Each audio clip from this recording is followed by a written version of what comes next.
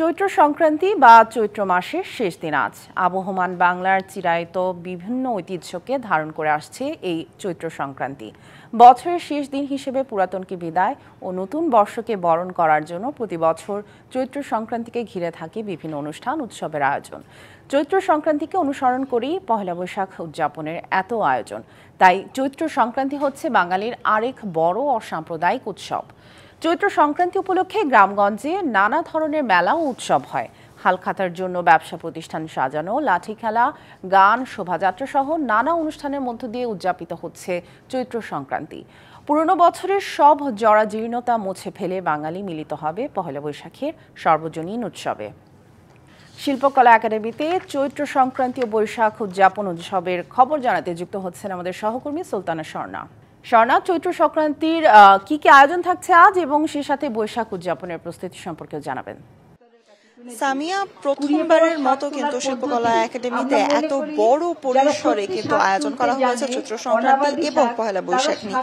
এবং এর কারণ যদি আমি আসলে বলি, শিল্পকলা একাডেমির উদ্যোগে কিন্তু শুধুমাত্র ঢাকাতে সেগুনবাগিচা শিল্পকলা একাডেমির প্রাঙ্গণে নয়, দেশব্যাপী কিন্তু বিভিন্ন জেলায়, অর্থাৎ 29টি যে জেলা রয়েছে, 29টি জেলাতেই কিন্তু শিল্পকলা একাডেমির উদ্যোগে পৃথক পৃথক অনুষ্ঠান রয়েছে। সেজন্য কিন্তু চৈত্র সংক্রান্তি এবং তার পাশাপাশি যদি যুক্ত করি এবারের পহেলা বৈশাখ অনেক আনন্দের হবে এমনটা যেমন বলা হচ্ছে, তার পাশাপাশি রঙিন করেও প্রকাশ করা হবে এবং সবার সামনে তোলা হবে এমনটাই কিন্তু প্রত্যাশা করা হচ্ছে।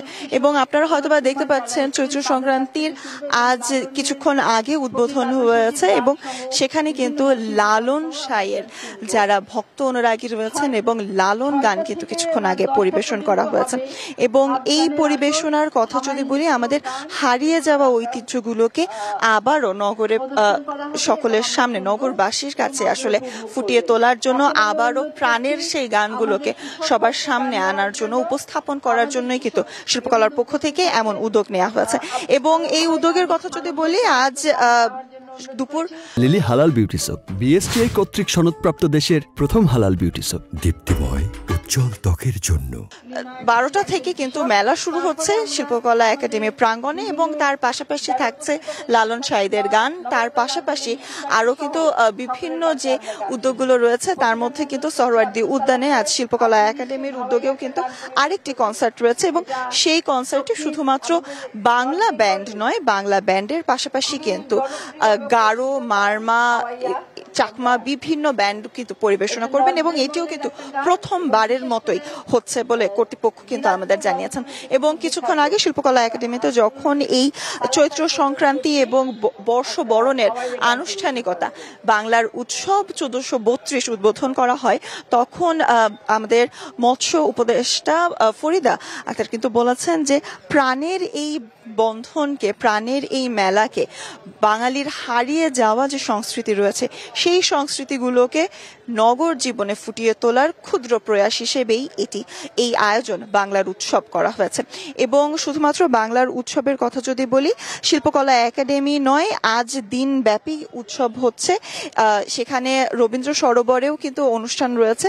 সেখানের আনুষ্ঠানিকতার কথা যদি বলি, রবীন্দ্র সরোবরে আজ সকাল 10টা থেকে একটি মেলা শুরু হয়েছে যেটি চলবে 15 তারিখ পর্যন্ত এবং শিল্পকলা একাডেমির এই মেলাও কিন্তু চলছে 16 তারিখ পর্যন্ত। অর্থাৎ শুধুমাত্র বর্ষ বরণের একটি দিনকে কেন্দ্র করে নয়, আমরা যেটি দেখেছি গত কয়েক যুগ ধরে নবপ্রাণের যে মেলা রয়েছে সেই মেলাই কিন্তু শুধুমাত্র একটি দিনকে কেন্দ্র করে নয়, এবার সরকারি উদ্যোগে এবং বিভিন্ন প্রতিষ্ঠানের উদ্যোগে কিন্তু এই প্রাণের মেলা সপ্তাহব্যাপী যেন হয় এমন আয়োজন কিন্তু করা হয়েছে।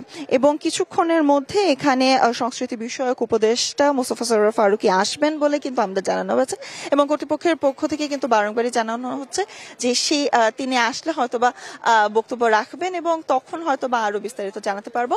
তবে শিল্পকলা একাডেমিতে মেলা চলছে এবং লালন সাঁইদের পরিবেশনাও শুরু হচ্ছে। সামিয়া, এই প্রাণের মেলা কিন্তু আসলে চলছে এবং আগামী হয়তোবা আজ বর্তমানে তীব্র খরতাপ রয়েছে, সেজন্য লোক সমাগম তেমন না থাকলেও কর্তৃপক্ষ আশা করছেন যে যত বিকেল হবে বা যত সময় গড়াবে ততই কিন্তু মানুষের আনাগোনা বাড়বে এবং নগরবাসী কিছুটা হলেও স্বস্তি পাবেন এই পরিবেশনা উপভোগ করে। সামিয়া ফিরে যেতে চাই স্টুডিওতে আবার। স্বর্ণা, ধন্যবাদ আমাদের সাথে যুক্ত হওয়ার জন্য।